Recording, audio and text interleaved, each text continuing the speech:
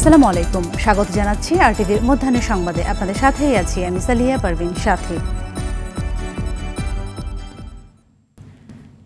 বৃষ্টি আর পাহাড়ি ঢলে সুনামগঞ্জে আবারও বন্যা পরিস্থিতি সৃষ্টি হয়েছে। সুরমা নদীর পানি শহরের ১৬ পয়েন্টে বিপদসীমা ২৭ সেন্টিমিটার উপর দিয়ে প্রবাহিত হচ্ছে। এতে নিম্নাঞ্চল প্লাবিত হয়ে পানিবন্দী হয়ে আছে লাখো মানুষ।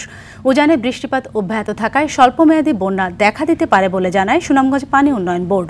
বৃষ্টি অব্যাহত থাকায় মৌলভীবাজারের নিম্নাঞ্চলে বন্যার পানি বাড়তে থাকায় হাকলুকি হাওর তীরবর্তী ৩ উপজেলায় বন্যা দীর্ঘস্থায়ী হওয়ার আশঙ্কা দেখা দিয়েছে। কুড়িগ্রামে তিস্তা নদীর পানি সামান্য কমলেও ধরলা, দুধকুমার সহ সব নদ নদীর পানি বাড়ায় দ্বিতীয় দফায় বন্যা পরিস্থিতির সৃষ্টি হয়েছে।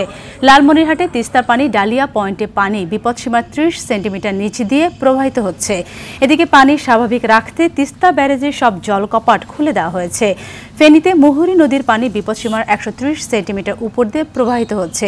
বাঁধ ভেঙে লোকালয়ে ঢুকছে পানি। আমরা প্রতি বছর ২-৩ বার করে বন্যার সম্মুখীন হতে হয়।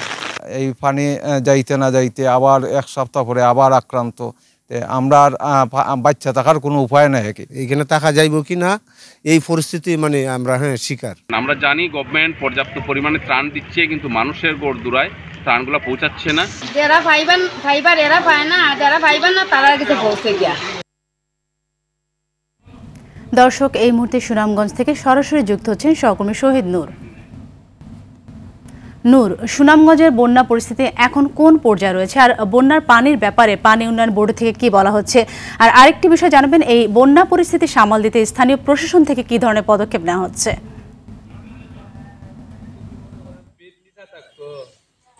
সাথে আপনি যেমনটা বলছিলেন, দেখুন সুনামগঞ্জে কিন্তু গেল ২৪ ঘন্টায় রেকর্ড পরিমাণ বৃষ্টিপাত হয়েছে। পানি উন্নয়ন বোর্ডের যে তথ্য, গেল ২৪ ঘন্টায় সুনামগঞ্জে প্রায় ৩০০ মিলিমিটার বৃষ্টিপাত হয়েছে।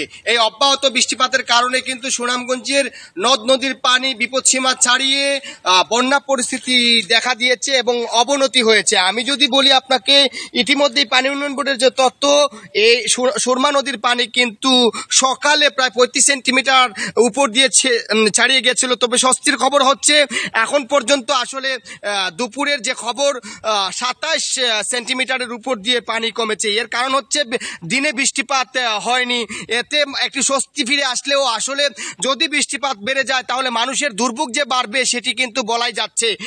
যেমনটা আপনি বলছিলেন যে প্রশাসন কিন্তু আসলে প্রথম দফায় বন্যায় তা দাবি করেছিল যে আসলে সব জায়গাতে তারা ক্ষয়ক্ষতি নিরূপণ করছিলেন এবং ত্রাণ তৎপরতা চালিয়েছিলেন। কিন্তু এর রেস কাটতে না কাটতে যখন দ্বিতীয় দফা বন্যা চলে আসে তখন আসলে একটি হযবরল পরিস্থিতি তৈরি হয়েছে। তবে জেলা প্রশাসকের দাবি করেছেন যে আসলে এখন এই মুহূর্তে আশ্রয় কেন্দ্রগুলো খুলে দেওয়া হয়েছে এবং তারা যথেষ্ট পরিমাণ দুর্যোগ মোকাবেলায় প্রস্তুতি গ্রহণ করেছেন, ত্রাণ তৎপরতা চালানো হচ্ছে বলে জানিয়েছেন তিনি।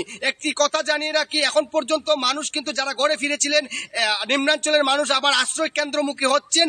তবে যদি পানি কমে যায় তাহলে মানুষের মধ্যে স্বস্তি ফিরে আসতে পারে। বন্যা পূর্বাভাস সতর্কীকরণ কেন্দ্রের যে তথ্য, আগামী ৪৮ ঘন্টা এসব অঞ্চলে বৃষ্টিপাত হবে, সেটিতে আসলে স্বল্পমেয়াদী বন্যা হতে পারে বলে মনে করছেন সংশ্লিষ্টরা। আসলে মানুষ এখনো উদ্বেগ উৎকণ্ঠার মধ্যে সময় পার করছেন। যদি পানি বাড়ে তাহলে বন্যা পরিস্থিতি অবনতি হবে। মানুষ প্রকৃতির উপর আসলে সহায় হয়ে আছেন, তারা প্রত্যাশা করছেন দ্রুত পানি নেমে যাবে, হয়তো স্বস্তি ফিরে আসবে জনপদে। সাথী, ধন্যবাদ আপনাকে। দর্শক, আমরা এতক্ষণ শুনছিলাম সুনামগঞ্জের পরিস্থিতি। এখন এই বন্যার বিষয়ে ফেনীর পরিস্থিতি জানতে আমাদের সাথে যুক্ত হচ্ছেন সহকর্মী আজাদ মালদার। আজাদ, আমরা জানতে পেরেছি যে ফেনীতে বাঁধ ভেঙে লোকালয়ে পানি ঢুকে গেছে, তো এই অবস্থায় সেখানকার সর্বশেষ পরিস্থিতি কি দেখতে পাচ্ছেন?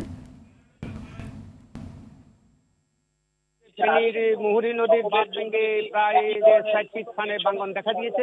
গত রাত থেকে ভাঙনের কবলে পড়ে ৬০টি স্থানে ভাঙনের পরে প্রায় ১০টি গ্রাম পানিতে তলিয়ে গেছে। তো আমরা এখানে এই যে এখন আমি একটি বাঁধের ভাঙনের পাশে দাঁড়িয়ে আছি, এখানে দেখতে পাচ্ছেন যে একটি বসত ঘরকে সব তছনছ করে নিয়ে চলে গেছে।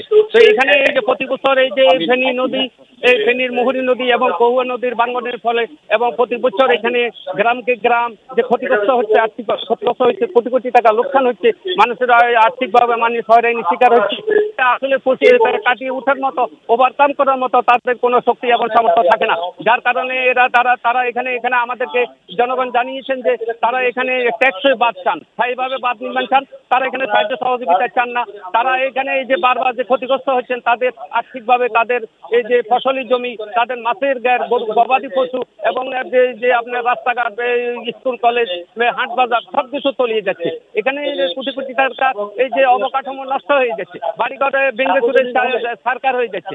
আসলে মানুষ এভাবে যে বারবার ক্ষতিগ্রস্ত হচ্ছে, এটার উত্তরণের জন্য এটা মানুষ দিশেহারা হয়ে পড়ছে। এটা কিভাবে এই উত্তরণ থেকে মানুষ এই বারবার মুহুরী নদী ভাঙন থেকে ফেনী দুঃখ, হোয়াঙ্গ নদী, এই ফেনী পরশুরামবাসী, ফুলগাজীবাসীর দুঃখ হলো এই মুহুরী নদী এবং কহুয়া নদী।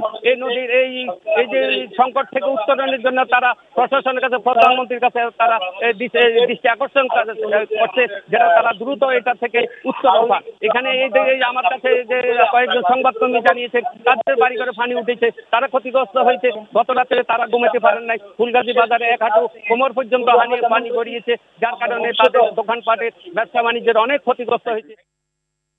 ধন্যবাদ আপনাকে। এদিকে ভারী বৃষ্টিতে খাগড়াছড়ি আলুটিলায় পাহাড় ধসে ঢাকা খাগড়াছড়ি ও ঢাকা চট্টগ্রাম সড়কে 1 ঘন্টারও বেশি সময় যান চলাচল বন্ধ থাকে। ভোরে আলুটিলার সাপমারায় এ ঘটনা ঘটে। এ সময় আটকা পড়ে বহু যানবাহন। খবর পেয়ে ফায়ার সার্ভিস ঘটনাস্থলে পৌঁছে রাস্তা থেকে মাটি সরিয়ে নিলে যান চলাচল স্বাভাবিক হয়। এদিকে ভারী বৃষ্টিপাতে খাগড়াছড়ি রাঙ্গামাটি সড়কে পানি জমে সড়কে বন্ধ রয়েছে যান চলাচল।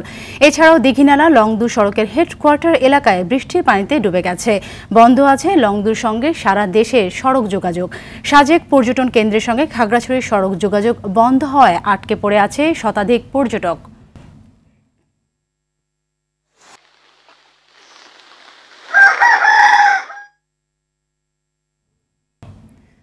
চলমান ভারী বৃষ্টি আরও 3 থেকে 4 দিন অব্যাহত থাকার পূর্বাভাস দিয়েছে আবহাওয়া অধিদপ্তর।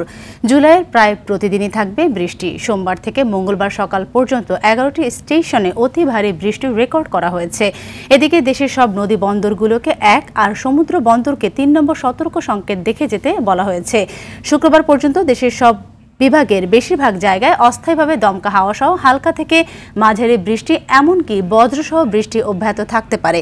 একই সাথে বঙ্গোপসাগরে অবস্থানরত মাছ ধরার নৌকা ও ট্রলারগুলোকে পরবর্তী নির্দেশ না দেওয়া পর্যন্ত উপকূলের কাছাকাছি থেকে সাবধানে চলাচল করতে বলা হয়েছে। গত 24 ঘন্টায় সিলেটে 294 মিলিমিটার এবং বৃষ্টিপাতের যে ধারাটা এখন অব্যাহত রয়েছে, এটা আরো 4-5 দিন থাকবে। মোংলা, পায়রা, চট্টগ্রাম এবং কক্সবাজার সমুদ্র বন্দর সম্মুখে 3 নম্বর স্থানীয় সতর্ক সংকেত আমরা দেখিয়ে যেতে বলেছি। সর্বজনীন পেনশন কর্মসূচির প্রত্যয় চালুর প্রজ্ঞাপন প্রত্যাহারের দাবিতে টানা দ্বিতীয় দিনের মতো কর্মবিরতি চলছে দেশের 56 পাবলিক বিশ্ববিদ্যালয়। হচ্ছে না ক্লাস, পরীক্ষাও।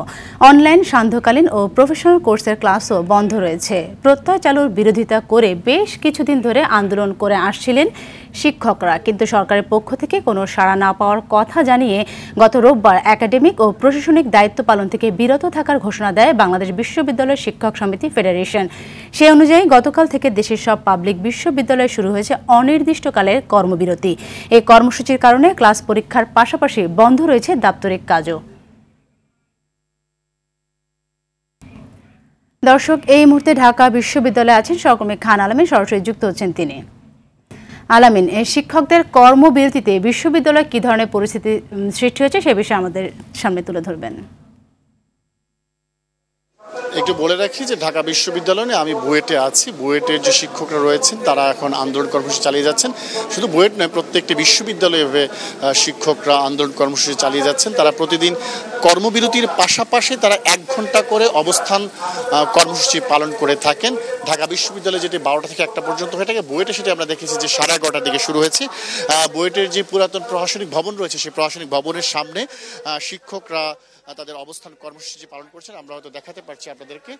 বুয়েটের শিক্ষকদের এই কর্মসূচিতে এসে যোগ দিয়েছেন বিশ্ববিদ্যালয় শিক্ষক সমিতির যে ফেডারেশন রয়েছে, ফেডারেশনের সাধারণ সম্পাদক, ঢাকা বিশ্ববিদ্যালয় শিক্ষক সমিতির সভাপতি অধ্যাপক ডক্টর নিজামুল হক ভুইয়া। তিনি এখন শিক্ষকদের উদ্দেশ্যে বক্তব্য রাখছেন। সবার একটি কথা যে প্রত্যয় স্কিমটি চালু করা হয়েছে সরকারের পক্ষ থেকে, বিশ্ববিদ্যালয়ের শিক্ষক সহ স্বায়ত্তশাসিত প্রতিষ্ঠান, রাষ্ট্রায়ত্ত প্রতিষ্ঠান কিংবা স্বশাসিত প্রতিষ্ঠানের যারা কর্মকর্তা কর্মচারী রয়েছেন তাদের জন্য সেই স্কিমটি বাতিল করতে হবে। প্রথম কথা হচ্ছে এটা বাতিল করার পরে হচ্ছে যে তারা তাদের আন্দোলন কর্মসূচি স্থগিত করবেন কিংবা প্রত্যাহার করবেন। এর আগ পর্যন্ত তারা তাদের যে আন্দোলন কর্মসূচি চলছে সেটি থেকে তারা বিরত থাকবেন না। এবং পাশাপাশি কিন্তু কর্মকর্তা কর্মচারী যারা রয়েছেন তারাও আন্দোলন করে চলছেন। প্রত্যেকটি বিশ্ববিদ্যালয় আমরা দেখেছি ঢাকা বিশ্ববিদ্যালয়ের লাইব্রেরির সামনে কর্মকর্তা কর্মচারী অবস্থান কর্মসূচি নিয়েছিলেন এবং বুয়েটও দেখেছি কর্মকর্তা কর্মচারীরা তাদের প্রশাসনিক ভবনের সামনে অবস্থান নিয়েছেন একই দাবিতে। এবং তারাও বলছে যে দাবি পূরণ না হওয়া পর্যন্ত তাদের যে কর্মসূচি কর্মবিরতি সেটি অব্যাহত থাকবে। সাথী, ধন্যবাদ। দর্শক, আমরা এতক্ষণ দেখছিলাম ঢাকা বিশ্ববিদ্যালয়ের সর্বশেষ পরিস্থিতি। এখন এই পরিস্থিতি নিয়ে সাভারের জাহাঙ্গীরনগর বিশ্ববিদ্যালয়ের কি অবস্থা সেগুলো জানাতে যুক্ত হচ্ছেন আমাদের এই সহকর্মী জিয়াউল রহমান। জিয়া, আন্দোলন চালিয়ে যাওয়ার বিষয়ে শিক্ষকরা কি বলছেন, আর পেনশন স্কিম প্রত্যয়ের বিরোধিতা করার কারণে সেখানকার পরিস্থিতি কি দাঁড়াচ্ছে? আপনি জানেন যে জাহাঙ্গীরনগর বিশ্ববিদ্যালয় আছে দ্বিতীয় দিন, গতদিনে তারা পূর্ণ কর্মবিরতি করেছেন এবং সব যে প্রতিবাদ সভা সেই প্রতিবাদ সভা করেছেন পেনশন যে স্কিম সেই স্কিম নিয়ে। এবং আমরা যেটা দেখছি যে জাহাঙ্গীরনগর বিশ্ববিদ্যালয়ে গতকাল শিক্ষক যে তারা আন্দোলন করেছেন। এছাড়া এই আন্দোলনের সাথে কর্মচারী যে অফিসার্স কর্মচারী আর রয়েছেন তারাও সেই আন্দোলনের সাথে যুক্ত হয়েছেন। এবং তারা আমরা যদি আপনাদের একটু দেখাই যে এখানে কর্মচারী অফিসার্স এবং কর্মকর্তা কর্মচারী তারাও সেই আন্দোলনের সাথে যুক্ত হয়েছেন এবং তারা প্রতিবাদ সভা করছেন। এবং তারা যেটি বলছেন যে বেতন যে পেনশন কাঠামো সেই পেনশন কাঠামোতে যেটি করা হয়েছে তারা সেটিকে প্রতিবাদ জানিয়েছেন। এবং আমরা যদি একজন জাহাঙ্গীর কর্মচারীর সাথে কথা বলি একটু। আমাদের সার্বজনীন পেনশন প্রত্যাহারের দাবিতে আমাদের আজকে পূর্ণ দিবস জাহাঙ্গীরনগর বিশ্ববিদ্যালয় অফিসার সমিতি কর্মচারী ইউনিয়ন যৌথভাবে কর্মকর্তা কর্মচারী ঐক্য পরিষদের ব্যানারে আমাদের এই আজকে অবস্থান কর্মসূচি চলমান। আমরা সরকারের কাছে শিক্ষা মন্ত্রণালয় ও অর্থ মন্ত্রণালয় মাননীয় প্রধানমন্ত্রীর কাছে দাবি জানাচ্ছি অতি অল্প সময়ের মধ্যে আলোচনা সাপেক্ষে এই বিষয়টি নিয়ে একটা সুরাহা করার জন্য। অন্যথায় আমাদের যে চলমান আন্দোলন আরো বেগবান হবে। আমাদের দাবি আদায়ের আগ পর্যন্ত আমাদের সাথে আপনি শুনছিলেন যে শিক্ষকদের এবং কর্মচারীদের যে আন্দোলন সেই আন্দোলনে মূলত জাহাঙ্গীরনগর বিশ্ববিদ্যালয়ের শিক্ষা কার্যক্রম বন্ধ রয়েছে, ক্লাস পরীক্ষা বর্জন রয়েছে। আমরা এই বিষয়ে শিক্ষার্থীদের সাথে কথা বলছি। তারা যেটা বলছেন শিক্ষকদের যে দাবি সেটি তারা তাদেরকে যদিও বলেছেন তাদের ক্লাসের ক্ষতি হচ্ছে, পড়াশোনার ক্ষতি হচ্ছে, তারপর তারা মনে করছেন যে শিক্ষকদের দাবিটিকে তারা যৌক্তিকভাবে দেখছেন। তারা মনে করছেন যে সরকার এই ব্যাপারে উদ্যোগী হবেন এবং অতি দ্রুত সে সমস্যার সমাধানে তারা ব্যবস্থা নেবেন। তো এই ছিল সাথে জাহাঙ্গীরনগর বিশ্ববিদ্যালয়ের যে থেকে সর্বশেষ অবস্থান। অসংখ্য ধন্যবাদ আপনাকে। ঢাকা থেকে SMS এর মাধ্যমে হুটহাট ডিমের দাম বাড়ালে কাউকেই ছাড় দেওয়া হবে না বলে হুঁশিয়ারি দিয়েছেন জাতীয় ভোক্তা অধিদপ্তরের মহাপরিচালক AHM শফিকুজ্জামান কারওয়ানবাজারের TCB ভবনে। ডিমের মূল্য বৃদ্ধির বিষয়ে ডিম উৎপাদনকারী প্রতিষ্ঠান, পাইকারি, খুচরা ব্যবসায়ী, ডিম ব্যবসায়ী সমিতির প্রতিনিধিদের মতবিনিময় সভায় একথা বলেন। তিনি বলেন, যে সকল ডিম ব্যবসায়ীরা ডিম মজুত করবে তাদেরকেও আইনের আওতায় আনা হবে।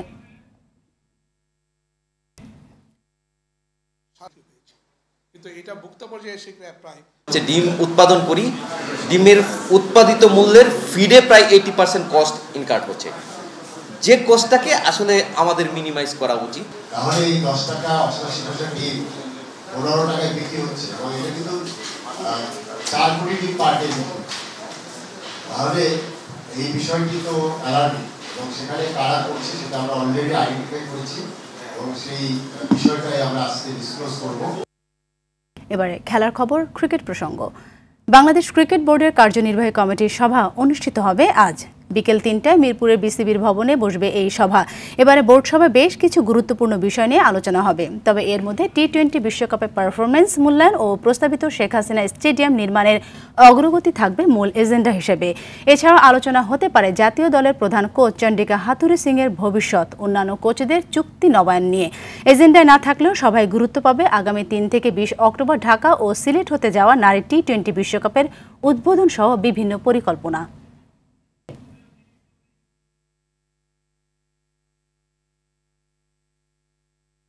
মধ্যাহ্নের সংবাদ এই পর্যন্ত। সবশেষ সংবাদ জানতে যে কোনো মোবাইল ফোন থেকে 24141 নম্বরে ডায়াল করুন।